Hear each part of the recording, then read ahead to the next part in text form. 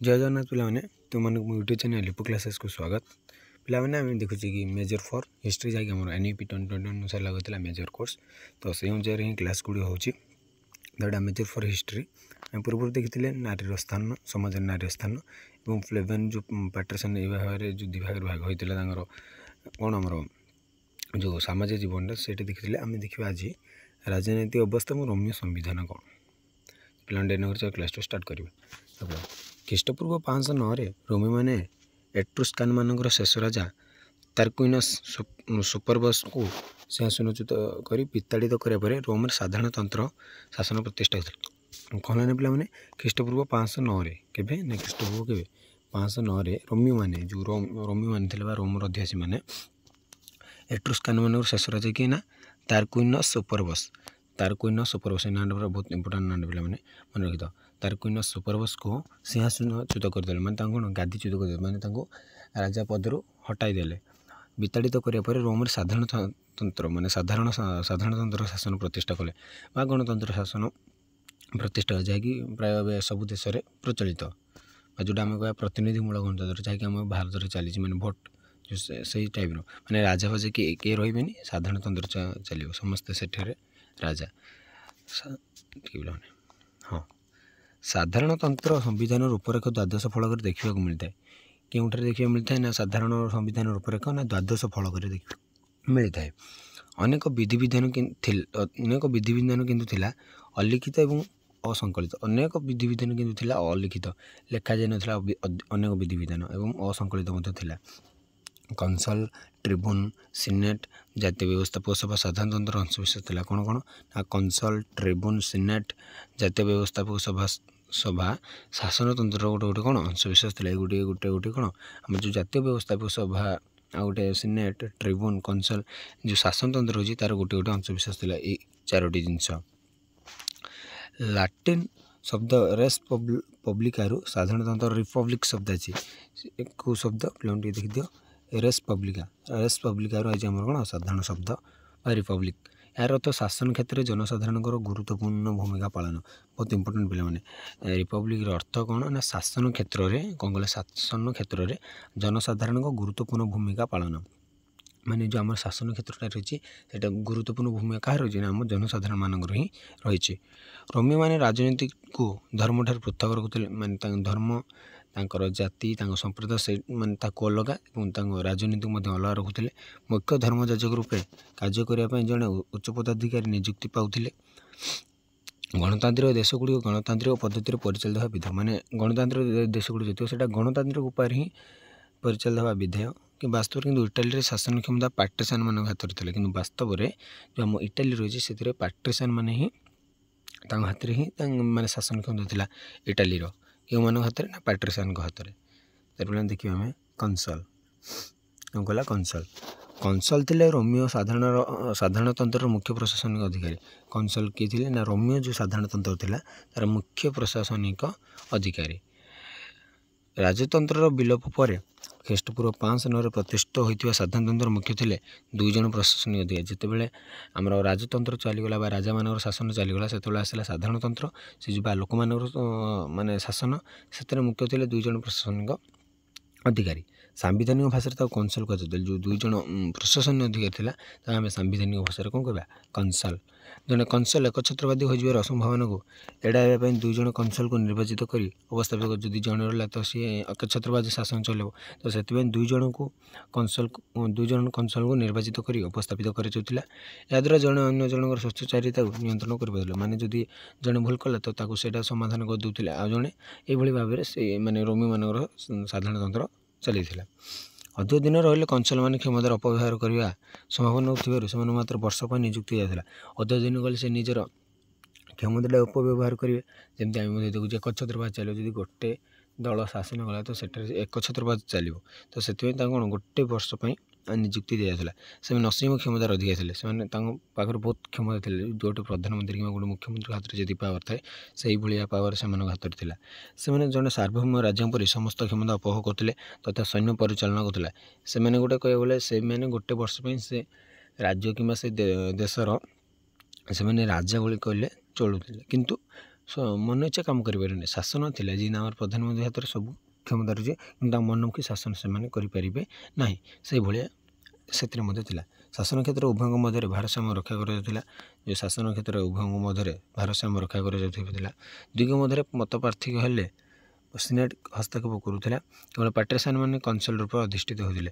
ପାଟ୍ରିଆନ୍ ମାନେ ହିଁ କନସଲ୍ ରୂପରେ ଅଧିଷ୍ଠିତ ହେଉଥିଲେ, ଆଉ କେହି ନୁହଁ। ଜରୁରୀକାଳୀନ ପରିସ୍ଥିତିରେ 6 ମାସ ପାଇଁ ମାଜିଷ୍ଟର ପପୁଲି ଉପାଧି ଗ୍ରହଣ କରୁଥିଲେ। ମାନେ ଯଦି ଜରୁରୀକାଳୀନ ପରିସ୍ଥିତି ପଡ଼ିଲା ତ ଜଣେ 6 ମାସ ପାଇଁ ଜଣେ ମାନେ ସେଇ ଯେଉଁ 2 ଜଣ ଭିତରୁ ଜଣେ କେତେ ମାସ ପାଇଁ ନା 6 ମାସ ପାଇଁ ମାଜିଷ୍ଟର ପପୁଲି ବୋଲି ଗୋଟେ ଉପାଧି ଥିଲେ, ସେଇଟା ସେମାନେ ଗ୍ରହଣ କରୁଥିଲେ। ସ୍ୱାଭାବିକ ପରିସ୍ଥିତିରେ ସେମାନେ ସାମରିକ, ପ୍ରଶାସନିକ, ବିଧାୟକ, ବିଚାର ବିଭାଗ ଆଦି ସବୁ କ୍ଷମତାର ଅଧିକାର ଥିଲେ। ସେମାନେ ସାମରିକ କ୍ଷେତ୍ରର ମଧ୍ୟ ମୁଖ୍ୟ ଥିଲେ ବା ସବୁ କ୍ଷମତାର ଅଧିକାର ଥିଲେ। ସେମାନେ ପ୍ରଶାସନିକ କ୍ଷମତାର ଅଧିକାରୀ ଥିଲେ। ବିଧାୟକ ବା ଯେଉଁ ବିଧାୟକ କ୍ଷମତାର ଅଧିକାରୀ ଏବଂ ବିଚାର ବିଭାଗ ତାଙ୍କ ହାତରେ ସବୁ ବିଭାଗ ଥିଲା। ମାନେ ସେମାନେ ଯାହା ଚାହୁଁଥିଲେ ସେଇଟା କରିପାରୁଥିଲେ, କିନ୍ତୁ ସେଥିପାଇଁ 2ଟି କନସଲ୍ ରହୁଥିଲେ। ସେମାନେ ଆବଶ୍ୟକ ସ୍ଥଳେ ଜଣେ ଆଉ ଜଣଙ୍କ ବିରୋଧରେ ଭେଟୋ କ୍ଷମତା ପ୍ରୟୋଗ କରିବାର ଅଧିକାର ପାଉଥିଲେ। ଯଦି ଭେଟୋ କ୍ଷମତା ଅଧିକାର କରିବାର ସେମାନେ ଜଣେ ଅନ୍ୟ ଜଣଙ୍କ ଉପରେ ଭେଟୋ କ୍ଷମତା ପ୍ରୟୋଗ କରିବାର ସେମାନେ ଅଧିକାର ପାଉଥିଲେ। 2 ଜଣ ମିଳିତ ଭାବରେ ଦାୟିତ୍ୱ ସମ୍ପାଦନ କରିବାକୁ କଲିଜିଏଟ୍ କୁହାଯାଉଥିଲା। ଯେଉଁ ସେ 2 ଜଣ ଯାକ ଯେଉଁ ମିଶିକି ଯେଉଁ ଦାୟିତ୍ୱ ସମ୍ପାଦନ କରୁଛନ୍ତି ତାକୁ କୁହାଗଲା କ'ଣ କଲିଜିଏଲିଟ୍। ପ୍ରଶାସନିକ କାର୍ଯ୍ୟ ପାଇଁ ସେମାନେ ସିନେଟ୍ର ଉପଦେଶ ଗ୍ରହଣ କରୁଥିଲେ। ଯେଉଁ ସିନେଟ୍ ଥିଲେ ତା'ର ଉପଦେଶ ଗ୍ରହଣ କରୁଥିଲେ। ଏହାର ସଭ୍ୟମାନଙ୍କୁ ଟ୍ରିବ୍ୟୁନ୍ କୁହାଯାଉଥିଲା। ଯେଉଁ ଆମର ସିନେଟ୍ର ମାନେ ସବୁ ଆମର ସଭ୍ୟମାନେ ଥିଲେ ତାଙ୍କୁ ଆମେ କ'ଣ କହିବା ନା ଟ୍ରିବ୍ୟୁନ୍। ଖ୍ରୀଷ୍ଟପୂର୍ବ 366ରେ ଏକ ପଦ୍ଧତିର ଅବସାନ ହୋଇ କନସଲ୍ ପଦ୍ଧତିକୁ ଉଚ୍ଛେଦ କରାଗଲା। ଏ ପଦ୍ଧତିର ଅବସାନ ହୋଇଗଲା, ତା'ର କନସଲ୍ ପଦ୍ଧତି ଉଚ୍ଛେଦ କରାଗଲା। କନସଲ୍ ପଦ୍ଧତିଟା ଉଚ୍ଛେଦ କେବେ? ଖ୍ରୀଷ୍ଟପୂର୍ବ 366ରେ। ତ ପିଲାମାନେ ଦେଖିବା ଆମେ କହିବେ ସିନେଟ୍ କ'ଣ? ଦେଖ, ରୋମର ବ୍ୟବସ୍ଥାପିକ ସଭାକୁ ସିନେଟ୍ କୁହାଯାଉଥିଲା। ଯେଉଁ ବ୍ୟବସ୍ଥାପିକ ସଭା ରହିଛି ରୋମରେ ତାକୁ ଆମେ କହିବା କ'ଣ? ସିନେଟ୍ କାହାକୁ କୁହାଯାଉଥିଲା? ରୋମର ବ୍ୟବସ୍ଥାପିକ ସଭାକୁ ଆମେ କ'ଣ କହିବା ପିଲାମାନେ? ସିନେଟ୍। ଏହି ସଦନର 300 ସଭ୍ୟ ଥିଲେ। ବହୁତ ଇମ୍ପୋର୍ଟାଣ୍ଟ ପିଲାମାନେ। ସିନେଟ୍ରେ କେତେ ଜଣ ସଭ୍ୟ ଥିଲେ? 300 ଜଣ। ସେମାନଙ୍କୁ କେବଳ ସମ୍ଭ୍ରାନ୍ତମାନେ ହିଁ ମନୋନୀତ କରୁଥିଲେ। କେବଳ ସମ୍ଭ୍ରାନ୍ତମାନେ ହିଁ ମନୋନୀତ କରୁଥିଲେ। ସେମାନଙ୍କୁ କେବଳ ସମ୍ଭ୍ରାନ୍ତମାନେ ହିଁ ମନୋନୀତ କରୁଥିଲେ ବା ଯେଉଁ ଆମର ଥିଲା ବାଲା ଶ୍ରେଣୀର ଲୋକମାନେ। ଏହାର ମୁଖ୍ୟ କାମ ଥିଲା ପ୍ରଶାସନିକ କାର୍ଯ୍ୟ ସମ୍ବନ୍ଧରେ ଉପଦେଶ ଦେବା ଏବଂ ସାମରିକ ଅଧିକାରୀମାନଙ୍କୁ ଆଦେଶ ଦେଲା। ମାନେ ସିନେଟ୍ର ମୁଖ୍ୟ କାର୍ଯ୍ୟ କ'ଣ ଥିଲା ପିଲାମାନେ? ପ୍ରଶାସନିକ କାର୍ଯ୍ୟ, ଯେତେ ସବୁ ପ୍ରଶାସନ ବା କେମିତି କ'ଣ ପ୍ରଶାସନକୁ ମଜବୁତ କରିବା ଏବଂ କେମିତି ତାକୁ କାର୍ଯ୍ୟ କରିବା ଏବଂ ସାମରିକ ଅଧିକାରୀମାନଙ୍କୁ କିପରି ଆଦେଶ ଦେବା, ଯେଉଁ ଆମର ଆର୍ମି ନେଭି ଯେଉଁ ସେଇ ଟାଇମ୍ରେ ଯାହା ଥିଲା ସେମାନଙ୍କୁ କିପରି ଆଦେଶ ଦେବା ଏବଂ ଏମାନଙ୍କୁ ଉପଦେଶ ଦେବା। ମୁଖ୍ୟ ବିଚାରପତିଙ୍କୁ ସିନେଟ୍ ନିଯୁକ୍ତି ଦେଉଥିଲା। ସେମାନଙ୍କୁ ପ୍ରାଏଟର୍ କୁହାଯାଉଥିଲା। ସେମାନଙ୍କୁ କୁହାଯାଉଥିଲା ନା ପ୍ରାଏଟର୍। ମୁଖ୍ୟ ବିଚାରପତିମାନଙ୍କୁ କ'ଣ କୁହାଯାଉଥିଲା? ପ୍ରାଏଟର୍। ଏହା ଏକ ସ୍ଥାୟୀ କକ୍ଷ ଥିଲା। ଏ ଯେଉଁ ଆମର ସିନେଟ୍ ଗୋଟେ ସ୍ଥାୟୀ କକ୍ଷ ରହୁଥିଲା। ସମ୍ବିଧାନ ଅନୁଯାୟୀ ସାର୍ବଭୌମ କ୍ଷମତା ଲୋକମାନଙ୍କ ପାଖରେ ରହିଥିଲା, କିନ୍ତୁ ବାସ୍ତବରେ ପ୍ରକୃତ ଶାସନ ସିନେଟ୍ ପାଖରେ ଥିଲା। ସମ୍ବିଧାନ ଅନୁଯାୟୀ ସବୁ କ୍ଷମତାର ଅଧିକାରୀ ହେଉଛନ୍ତି ଲୋକମାନେ, କିନ୍ତୁ ବାସ୍ତବରେ ପ୍ରକୃତ ଶାସନଟା ଥିଲା ସିନେଟ୍ ପାଖରେ। ଆଇନଗୁଡ଼ିକ କାର୍ଯ୍ୟକାରୀ ହେବା ପୂର୍ବରୁ ସିନେଟ୍ର ଅନୁମୋଦନ ଆବଶ୍ୟକ ଥିଲା। ଗୋଟେ ଯଦି ଆଇନଟା କାର୍ଯ୍ୟକାରୀ ହେବ ନା ସିନେଟ୍ର ଅନୁମୋଦନ ନିଏ। ଯେମିତି ଆମର ଏବେ ସଂସଦର ବିନା ଅନୁମୋଦନ ଗୋଟେ ଆଇନ ପରିଚାଳିତ ହୋଇପାରୁନି ବା ଆଇନ ଗୋଟେ ପାସ୍ ହୋଇପାରୁନି, ସେହି ସମୟରେ ମଧ୍ୟ କ'ଣ ନା ପିଲାମାନେ ଆଇନଗୁଡ଼ିକ କାର୍ଯ୍ୟକାରୀ ହେବା ପୂର୍ବରୁ ସିନେଟ୍ର ଅନୁମୋଦନ ଥିଲା। ସିନେଟ୍ ଯଦି ଅନୁମୋଦନ ନ କଲା ତ ତାହା ଆଇନରେ ପରିଣତ ହୋଇପାରିବ ନାହିଁ। ବୈଦେଶିକ ବ୍ୟାପାର ଏବଂ ଅର୍ଥ ବ୍ୟବସ୍ଥା ସିନେଟ୍ର ଦାୟିତ୍ୱରେ ରହିଥିଲା। ବୈଦେଶିକ ବ୍ୟାପାର ଏବଂ ଅର୍ଥ ବ୍ୟବସ୍ଥା ମାନେ ବହୁତ ମୁଖ୍ୟ ବିଭାଗ ଗୁଡ଼ିକ ସିନେଟ୍ର ହାତରେ ରହୁଥିଲା। ବିଚାରପତିଙ୍କ ମଧ୍ୟ ସିନେଟ୍ ନିୟନ୍ତ୍ରିତ କରୁଥିଲେ। ଯେତେ ସବୁ ବିଚାରପତି ରହିଥିଲେ ବା ଓକିଲ ବା ଜଜ୍ ସେମାନେ କାହା ନିୟନ୍ତ୍ରଣ ଥିଲେ ନା ସିନେଟ୍ର ନିୟନ୍ତ୍ରଣ ଥିଲେ। ଭାବ ପିଲାମାନେ ସିନେଟ୍ ତାହେଲେ କେତେ ପାୱାରଫୁଲ୍। କନସଲ୍ମାନଙ୍କର ଉପଦେଷ୍ଟା ଥିଲା ସିନେଟ୍ ଏବଂ ସମସ୍ତେ ତା'ର ଆଦେଶ ମାନୁଥିଲେ। କନସଲ୍ମାନଙ୍କର ଉପଦେଷ୍ଟା କିଏ ଥିଲେ ନା ସିନେଟ୍। ସିନେଟ୍ର ଆଦେଶ ସମସ୍ତେ ମାନିବାକୁ ବାଧ୍ୟ। ଦେଶ ତଥା ପ୍ରଦେଶର ଶାସନ ବ୍ୟବସ୍ଥାର ଦକ୍ଷତା ଓ ସ୍ଥିରତ୍ୱ ସିନେଟ୍ର ସାମର୍ଥ୍ୟ ଉପରେ ନିର୍ଭର କରୁଥିଲେ। ମାନେ ଦକ୍ଷତା ଓ ସ୍ଥିରତା ସିନେଟ୍ର ସାମର୍ଥ୍ୟ ଉପରେ ନିର୍ଭର କରୁଥିଲା। ପ୍ରାଚୀନ ରୋମର ସିନେଟ୍ ସଭ୍ୟମାନେ ନିଷ୍ଠାପର, ଦକ୍ଷ ଏକ କର୍ତ୍ତବ୍ୟପରାୟଣ ଥିବାରୁ ସଙ୍କଟ ସମୟରେ ଉପଯୁକ୍ତ ପଦକ୍ଷେପ ନେଇ ରୋମୀୟ ସାଧାରଣତନ୍ତ୍ରକୁ ସୁରକ୍ଷା କରୁଥିଲେ। ସେମାନେ ଥିଲେ ଶାସନ ବ୍ୟବସ୍ଥାର ଅଭିଭାବକ ସଦସ୍ୟ। ସେମାନେ ପୁରା ଦକ୍ଷ ଏବଂ ପୁରା ନିଷ୍ଠାପର ଥିବାରୁ ସେମାନେ କ'ଣ ଏ ଯେଉଁ ଆମର ଉପଯୁକ୍ତ ସମୟରେ ପଦକ୍ଷେପ ନେଇ ରୋମୀୟ ସାଧାରଣତନ୍ତ୍ର ସୁଦୃଢ଼ କରୁଥିଲେ ଏବଂ ସେମାନେ ଥିଲେ ଶାସନ ବ୍ୟବସ୍ଥାର ଅଭିଭାବକ ସଦୃଶ। କିଏ? ସିନେଟ୍ର ସଭ୍ୟମାନେ। ଦେଖିଲେ ପିଲାମାନେ ଆମେ ଦେଖିବା ବ୍ୟବସ୍ଥାପିକା ସଭା। ବ୍ୟବସ୍ଥାପିକ ସଭା ଥିଲା ରୋମୀୟ ସାଧାରଣତନ୍ତ୍ରର ଅନ୍ୟତମ ରାଜନୈତିକ ଅନୁଷ୍ଠାନ।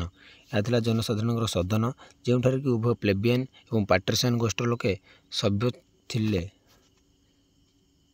ମାନେ हेले प्राक्टिसानଙ୍କ ହାତରେ ପ୍ରକୃତ କ୍ଷମତା ରହୁଥିଲା। କ'ଣ କହିଲେ ନା ପିଲାମାନେ, ବ୍ୟବସ୍ଥାପିକା ସଭା ଥିଲା ରୋମୀୟ ସାଧାରଣତନ୍ତ୍ରର ଅନ୍ୟତମ ରାଜନୈତିକ ଅନୁଷ୍ଠାନ। ବ୍ୟବସ୍ଥାପିକା ଥିଲା ଯେଉଁ ରୋମୀୟ ସାଧାରଣତନ୍ତ୍ର ରହିଛି ତାର ଗୋଟେ ଅନ୍ୟତମ ରାଜନୈତିକ ଅନୁଷ୍ଠାନ ଥିଲା ମଧ୍ୟ ବ୍ୟବସ୍ଥାପିକ ସଭା। ଏହା ଥିଲା ଜନସାଧାରଣଙ୍କ ସଦନ। ଏଇଟା ଥିଲା କାହା ସଦନ ନା ଜନସାଧାରଣମାନଙ୍କର ସଦନ, ଯେଉଁଠାରେ କି ଉଭୟ ପ୍ଲେବିଆନ୍ ଏବଂ ପାଟ୍ରିସିଆନ୍ ଗୋଷ୍ଠୀର ଲୋକେ ସଭ୍ୟ ଥିଲେ। ଏଠାରେ କେବଳ ମାନେ ଆମର ପାଟ୍ରିସିଆନ୍ ବା ଧନୀ ଶ୍ରେଣୀର ଲୋକ ନାହିଁ, ପ୍ଲେବିଆନ୍ ମଧ୍ୟ ଏଠାରେ ସଭ୍ୟ ଥିଲେ।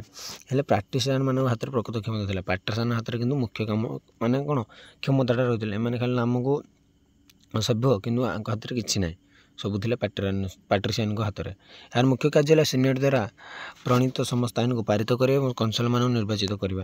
ଏହାର କାର୍ଯ୍ୟ କ'ଣ ଥିଲା ନା ସିନେଟ୍ ଦ୍ୱାରା ଯେତିକ ଆଇନ ହେଲା ତାକୁ ବା ଆଇନକୁ ଅନୁମୋଦନ ବା ଆଇନ ତିଆରି ହୋଇଥିଲା ତାକୁ ପାରିତ ବା ତାକୁ ଷ୍ଟାମ୍ପ ମାରି ତାକୁ ପାରିତ କରିବା ବା ତାକୁ କାର୍ଯ୍ୟରେ ପରିଣତ କରିବା ଏବଂ କନସଲମାନଙ୍କ ଦ୍ୱାରା ନିର୍ବାଚିତ କରିବା କନସଲମାନଙ୍କୁ। ସମୟ ସତ୍ତ୍ୱରେ ଏହାର ସ୍ୱରୂପରେ ମଧ୍ୟ ପରିବର୍ତ୍ତନ ଘଟିଥିଲା।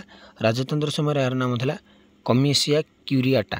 ଏହାର ଯେତେବେଳେ ରାଜତନ୍ତ୍ର ଥିଲା ଏହାର ନାଁ ଥିଲା କ'ଣ ନା କମିସିଆ କ୍ୟୁରିଆଟା। ଏବଂ ଶାସନ ପାଇଁ ରାଜା ଏହା ରାଜାଙ୍କୁ ମନୋନୟନ କରୁଥିଲା। ମାନେ ଶାସନ ପାଇଁ ଏହା ରାଜାଙ୍କୁ ମଧ୍ୟ ମନୋନୟନ ଥିଲା। କିଏ? କମିସିଆ କ୍ୟୁରିଆଟା। ରାଜାମାନେ ସ୍ୱେଚ୍ଛାଚାରୀ ହେବା ପରେ ଏହାର ଅକ୍ଷମ ହୋଇଯାଇଥିଲା। ଯେତେବେଳେ ରାଜାମାନେ ସ୍ୱେଚ୍ଛାଚାରୀ ହୋଇଗଲେ ତ ଏହା ଅକ୍ଷମ ହୋଇଯାଇଥିଲା, ଏହାର ଆଉ କିଛି କାମ ନଥିଲା। ତାପରେ ଏହାର ନାମ ହୋଇଯାଇଥିଲା କମିସିଆ ସେଞ୍ଚୁରିଆଟା ଏବଂ ସାମରିକ ଅଧିକାରୀମାନେ ଏହାର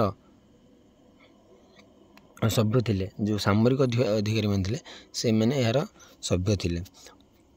ଗାର କମିସିଆ ସେଞ୍ଚୁରିଆଟାର ଦ୍ୱିତୀୟ ଥର ପାଇଁ ପୁନଶ୍ଚ କମିସିଆ ଟ୍ରିବ୍ୟୁଟା କୁହାଗଲା, ଯାହାକି 35ଟି ସମ୍ପ୍ରଦାୟ ପ୍ରତିନିଧିତ୍ୱ କରୁଥାଏ। 3 ନମ୍ବର ପାଇଁ ମାନେ ପ୍ରଥମେ କ'ଣ ହେଲା ନା କମିସିଆ କ୍ୟୁରିଆଟା, ଦ୍ୱିତୀୟରେ ହେଲା କମିସିଆ ସେଞ୍ଚୁରିଆଟା, ତାପରେ ହେଲା କମିସିଆ ଟ୍ରିବ୍ୟୁଟା। 3 ପ୍ରକାର 3 ଥର ତା ନାଁ ଚେଞ୍ଜ ହୋଇଛି, ଯାହା 35ଟି ଗୋଟି ସମ୍ପ୍ରଦାୟ ପ୍ରତିନିଧିତ୍ୱ କରୁଥିଲା। ଏହିପରି ଭାବରେ ରୋମୀୟ ରାଜତନ୍ତ୍ର ସମୟରେ 3ଟି ସଦନ ରହିଥିବା ବେଳେ ସାଧାରଣତନ୍ତ୍ର ସମକାଳରେ 2ଟି ସଦନ ଥିଲା, କମିସିଆ ଟ୍ରିବ୍ୟୁଟା ଆଉ କମିସିଆ ସେଞ୍ଚୁରିଆଟା ପ୍ରାଧାନ୍ୟ ରହିଥିଲା। ମାନେ କମିସିଆ ଟ୍ରିବ୍ୟୁଟା କମିସିଆ ସେଞ୍ଚୁରିଆଟା ପ୍ରାଧାନ୍ୟ ରହିଥିଲା ମାନେ ଆମର ଏଇ ସମୟରେ ସାଧାରଣତନ୍ତ୍ର ସମୟରେ। ଏହା ଦ୍ୱାରା କମିସିଆ ଟ୍ରିବ୍ୟୁଟା। ରୋମ ସାଧାରଣତନ୍ତ୍ରରେ ପ୍ଲେବିଆନ୍ ମାନଙ୍କର ବ୍ୟବସ୍ଥାପିକ ସଭା ଥିଲା କମିସିଆ ଟ୍ରିବ୍ୟୁଟା। ରୋମ ସାଧାରଣତନ୍ତ୍ରରେ ପ୍ଲେବିଆନ୍ ମାନଙ୍କର ବ୍ୟବସ୍ଥାପିକ ସଭା ଥିଲା କୋଉଟା? କମିସିଆ ଟ୍ରିବ୍ୟୁଟା। ଏଥିରେ ପ୍ଲେବିଆନ୍ ମାନଙ୍କର ମୁଖ୍ୟ ଭୂମିକା ରହିଥିଲା ତଥା ସମ୍ପ୍ରଦାୟମାନଙ୍କ ସହିତ ସମସ୍ତ ଜନତାଙ୍କ ପାଇଁ ଆଇନ ପ୍ରଣୟନ କରିପାରୁଥିଲା। ମାନେ ଏଇଟା ପ୍ଲେବିଆନ୍ ମାନଙ୍କର କ'ଣ ବ୍ୟବସ୍ଥାପିକ ସଭା ଥିଲା। ଏହାର ମୁଖ୍ୟ ଭୂମିକା କ'ଣ ରହିଥିଲା ନା ଏହା ସମ୍ଭ୍ରାନ୍ତ ଶ୍ରେଣୀଙ୍କ ସହିତ ସମସ୍ତ ଜନତାମାନଙ୍କ ପାଇଁ ଆଇନ ପ୍ରଣୟନ କରୁଥିଲା। କମିସିଆ ଟ୍ରିବ୍ୟୁଟା ଟ୍ରିବ୍ୟୁନ୍ ଏବଂ ଅନ୍ୟାନ୍ୟ କନିଷ୍ଠ ଅଧିକାରୀମାନଙ୍କୁ ନିଯୁକ୍ତ କରୁଥିଲା। ଟ୍ରିବ୍ୟୁନ୍ ଆଉ ଅନ୍ୟାନ୍ୟ ଛୋଟ ଛୋଟ କର୍ମଚାରୀମାନେ ବା ଅଧିକାରୀମାନଙ୍କୁ ନିଯୁକ୍ତ କରୁଥିଲା। ଲୋକଙ୍କ ସ୍ୱାଭିମାନ ପ୍ରତି ଆଘାତ ଦେଉଥିବା ଭଳି ଅପରାଧ ଗୁଡ଼ିକର ବିଚାର ମଧ୍ୟ କରୁଥିଲା। ଯେଉଁ ମାନେ କାର୍ଯ୍ୟଗୁଡ଼ିକ ଲୋକଙ୍କ ସ୍ୱାଭିମାନ ପ୍ରତି ଆଘାତ ଦେଉଛି ସେଗୁଡ଼ିକ ଅପରାଧର ବିଚାର ମଧ୍ୟ କରୁଥିଲା। ଅର୍ଥାତ୍ ଜନସ୍ୱାର୍ଥ ବିରୋଧୀ ଲୋକଙ୍କୁ ବିଚାର କରିବା ପାଇଁ ଏହା ଏକ ନ୍ୟାୟାଳୟ ସଦୃଶ ଥିଲା। ଏ ଗୋଟେ କ'ଣ ନ୍ୟାୟାଳୟ ସଦୃଶ ଇଏ କାର୍ଯ୍ୟ କରୁଥିଲା। କେଉଁଟା ଆମର କମିସିଆ ଟ୍ରିବ୍ୟୁଟା। କମିସିଆ ସେଞ୍ଚୁରିଆଟା କ'ଣ? କମିସିଆ ସେଞ୍ଚୁରିଆଟା ଖ୍ରୀଷ୍ଟପୂର୍ବ 5ମ ଶତାବ୍ଦୀରେ 373 ଗୋଟି ସେଞ୍ଚୁରୀ ଅର୍ଥାତ୍ ପ୍ରଶାସନିକ ବିଭାଗର ସମଷ୍ଟିରେ ଗଠିତ ହୋଇଥିଲା କମିସିଆ ସେଞ୍ଚୁରିଆଟା। 373 ଗୋଟି ଅର୍ଥାତ୍ ପ୍ରଶାସନିକ 373 ଗୋଟି। ଏହା ରୋମୀୟ ଗଣତନ୍ତ୍ର ଉଚ୍ଚ ସଦନ ଥିଲା। ରୋମୀୟ ଗଣତନ୍ତ୍ର ଶବ୍ଦର ଉଚ୍ଚ ସଦନ କ'ଣ? କମିସିଆ ସେଞ୍ଚୁରିଆଟା। କନସଲମାନଙ୍କ ବିରୋଧରେ ଆଗତ ଅପରାଧର ବିଚାର କ୍ଷମତା ଏହି ସଦନ ରହିଥିଲା। ମାନେ କନସଲମାନଙ୍କ ବିରୋଧରେ ଯେଉଁ ଆଗତ ଅପରାଧର ବିଚାର କ୍ଷମତା ଏହି ସଦନରେ ହିଁ ରହୁଥିଲା, ମାନେ ଏଠାରେ ବିଚାର କରାଯାଉଥିଲା। ଏହି ସଭା ଗଠନ ଦ୍ୱାରା ପ୍ଲେବିଆନ୍ ମାନେ ଶାସନ କ୍ଷେତ୍ରରେ ଭାଗ ନେଇପାରିଥିଲେ, ହେଲେ ସଭ୍ୟ ହେବା ପାଇଁ ସମ୍ପତ୍ତିଗତ ଯୋଗ୍ୟତାର ଆବଶ୍ୟକତା ରହିଥିଲା। ଏମାନେ କ'ଣ ଭାଗ ନେଇପାରୁଥିଲେ ପ୍ଲେବିଆନ୍ ମାନେ, କିନ୍ତୁ ତାଙ୍କୁ ସଭ୍ୟ ହେବା ପାଇଁ ସମ୍ପତ୍ତିଗତ ଯୋଗ୍ୟତାର ଆବଶ୍ୟକ। ଯଦି ସମ୍ପତ୍ତି ନଥିବ ତ ତୁମେ ସଭ୍ୟ ହୋଇପାରିବ ନାହିଁ। ରାଜଦ୍ରୋହ ସମ୍ବନ୍ଧିତ ସମସ୍ତ ବିଚାର ଏହି ସଭା କରୁଥିଲା। ଯେତେ ସବୁ ରାଜଦ୍ରୋହ କାର୍ଯ୍ୟ ବା ଯେତେ ସବୁ ମାନେ କାମ ଯେତେ ସବୁ ଯେଉଁ କାମ ଯାକ ରାଜଦ୍ରୋହ ହୋଇଯାଏ ବା ରାଜଦ୍ରୋହୀ କାମ ଯାକ ଏଠାରେ ବିଚାର କରାଯାଉଥିଲା। ରୋମୀୟ ନାଗରିକମାନଙ୍କର ଜୀବନ ଜୀବା ସମ୍ପର୍କିତ ସମସ୍ତ ମକଦ୍ଦମା କମିସିଆ ସେଞ୍ଚୁରିଆଟା ବିଚାର କରି ନ୍ୟାୟ ପ୍ରଦାନ କରୁଥିଲା। କ'ଣ ରୋମୀୟ ନାଗମାନଙ୍କର ଯେତେ ଜୀବନ ଯିବା ପାଇଁ ଯେତେ ସବୁ ମକଦ୍ଦମାକୁ କମିସିଆ ସେଞ୍ଚୁରିଆଟା ବିଚାର କରି ନ୍ୟାୟ ପ୍ରଦାନ କରୁଥିଲା। ଏହାର ପ୍ରଥମ କର୍ତ୍ତବ୍ୟ ଥିଲା କନସଲମାନ ନିଯୁକ୍ତ କରିବା ଏବଂ ସିନେଟ୍ ଦ୍ୱାରା ପ୍ରଣୀତ ଆଇନକୁ ପାରିତ କରିବା। ଏହାର କାର୍ଯ୍ୟ କ'ଣ ଥିଲା ନା ସିନେଟ୍ ଦ୍ୱାରା ପ୍ରଣୀତ ଆଇନକୁ ପାରିତ କରିବା ଏବଂ କନସଲମାନଙ୍କୁ ନିଯୁକ୍ତ କରିବା। ସମୟକ୍ରମେ ଏହାର ଲୋକପ୍ରିୟତା ବଢ଼ିଥିଲା ତଥା ଜନସାଧାରଣଙ୍କ आस्थाभाजन हो पार निम्न श्रेणी लोके अधिक अधिक संख्यार आ माध्यम राजनीतिक प्रशासन में अंशग्रहण करते जो यहाँ पपुलारिटी पाइला जो तार लोकप्रियता बढ़ला से जनसाधारण मैंने आस्थाभाजन हो पार निम्न श्रेणी लोक मैंने राजनीतिक प्रशासन में अंशग्रहण करते लोकप्रियता जो यही सन्तान परवर्ती 500 वर्ष जाए तिष्टि पारी लोकप्रियता यार लोकप्रियता जो ही 5 वर्ष जाए तिष्टि रही पारी देखिए ट्रिब्यून कौन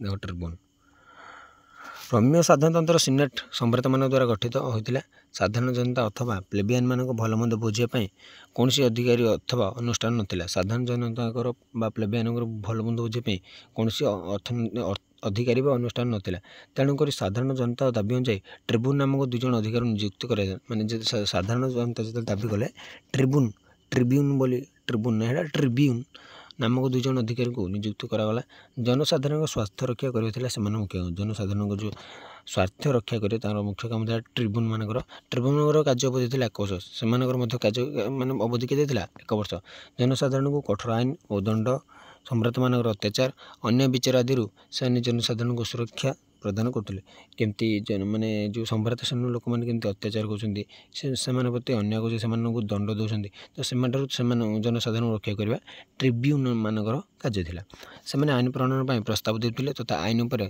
आवश्यक स्थले भेटो प्रयोग करते से प्लेबियन मान व्यवस्थापक सभार आवश्यक हेले अध्यक्षता करुले जो प्लेबियन मानकर जो व्यवस्थापक सभा अच्छी से किए ट्रिब्यून माने अध्यक्षता करुले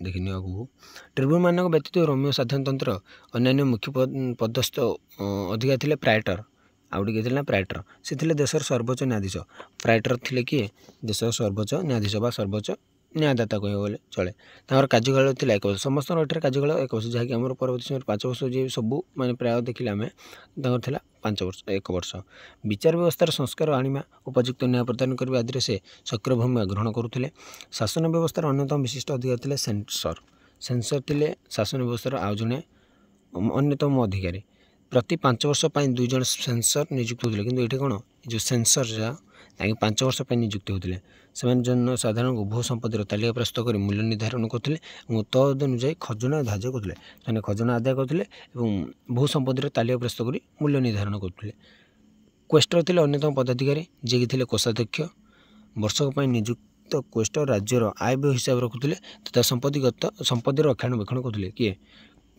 क्वेस्टर थे माने पदाधिकारी जी राज्यर आय व्यय हिसाब सब रखुले कोषाध्यक्ष थे से राज्यर शांति श्रृंखला रक्षा करने एडिल नामक अधिकारी रही से आरक्षी बाहिनी कार्य तदारख करने सहित अपराध नियंत्रण सक्रिय थे से पौर शासन पद्धतिर तत्वावधारक पोस्टिफेक्स मैक्सिमस थे रोमर धार्मिक अधिकारी पोंटिफेक्स आ मैक्सिमस माने जो नाटा से रोमर धार्मिक अधिकारी से राज्यर समस्त पूजक और सेमान द्वारा परिचालित शिक्षा केतन गुड़िकर मुख्य थे धर्म और शिक्षार प्रसार करने मुख्य कार्य धर्म और शिक्षार प्रसार करने कार मुख्य कार्य थे ना पोंटिफेक्स मैक्सिमस एतद व्यतीत जरूरीकालीन परिस्थिति उपजिले रोमियो मैंने जन व्यक्ति को डिटेक्टर भाव में नियुक्ति करुले दरकार पड़े जरूरीकालीन परिस्थिति में से डिटेक्टर बोली नियुक्ति रखुले परिस्थितिर सम्मुखीन होगा से अन्य अधिकारी मान क्षमता को बातिल कर निज पाखे समस्त क्षमता केन्द्रीभूत कर निरंकुश शासन चलाउले कनसेल मनोनीत करुवा बेले सिनेट नियुक्ति देउथिले कनसेल मनोनीत कर सिनेट कौन कर नियुक्ति देउथिले कार्यकाल था मात्र 6 मास कार्यकाल के 6 मास परिस्थितिर आयत्ताधीन नहले कार्यकाल वृद्धि कर रोम साधारणतंत्र प्रथम डिटेक्टर थे Quintus Fabius Maximus Quintus Fabius Maximus ये भाव में प्रथम डिटेक्टर थे तो मैंने आज क्लास टी रखुच्छी परवर्ती क्लास देखा आईन 12 खोदित फलक तो रोची जय जगन्नाथ।